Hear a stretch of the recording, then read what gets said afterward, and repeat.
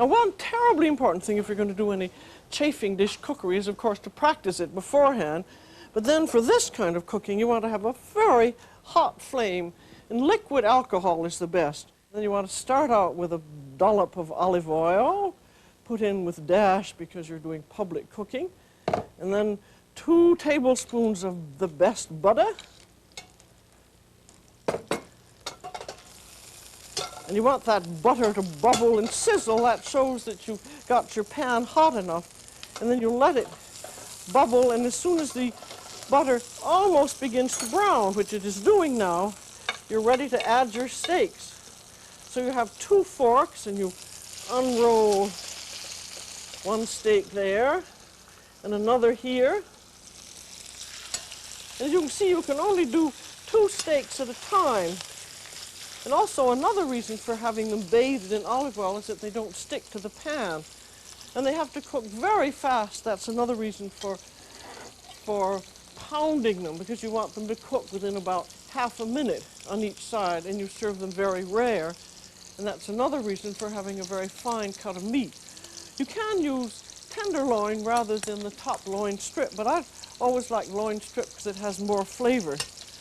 And now that's about half a minute. Over it goes on the other side.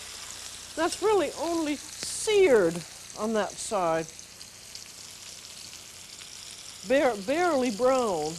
And then after you do 2 steaks at a time, as I said.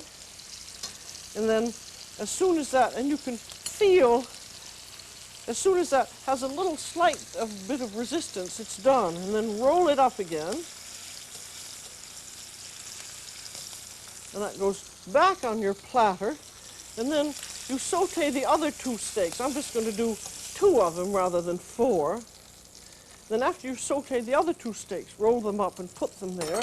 You then have your flavoring for your sauce. And you've gotten this all ready beforehand. And so that goes into the kitchen on a little tray. There's about a tablespoon of chopped shallots or scallions, and a nice tablespoon of fresh chopped parsley.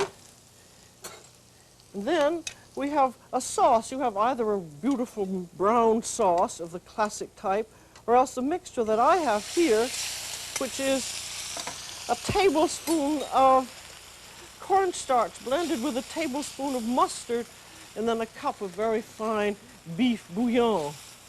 And you stir that around, and then you want to have a bit of lemon. As you can see, this is a New York type recipe with the lemon and things in it, and then a little bit of Madeira or port, and a few drops of Worcestershire sauce, and then you want to taste it and make sure that that's just exactly right.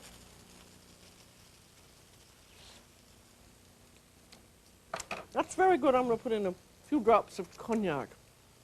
That never hurt anything. This can be flamed, but I don't know, I think there's too much flaming in tabletop cookery. Oops, I almost turned that over. Then your steaks go back in again. And at this point, I'm going to extinguish the flame. And the steaks get turned in the sauce. Isn't that's a very nice touch, I think. And then onto the onto the platter. These very hot dinner plates. Then you do that with all 4 of them. And then put a little bit more sauce onto each one. And then you have your beautiful, fresh, homemade mashed potatoes and your beautiful, fresh green peas. And then you have your cake. And here it is, Le Gâteau Victoire au Chocolat Mousseline, one of the great chocolate cakes of all time, according to me, carefully decorated with rosettes of whipped cream piped through a pastry tube. And with it, I think you could certainly serve a fine bottle of vintage champagne, maybe one of the great California wines. So, as I said at the beginning before we started cooking, I think this is a nifty little dinner, and I really agree with myself for a chafing dish dinner. And what's more, you're with your guests, except for changing dishes every moment of the time. So that's all for today. This is Julia Child. Bon appetit.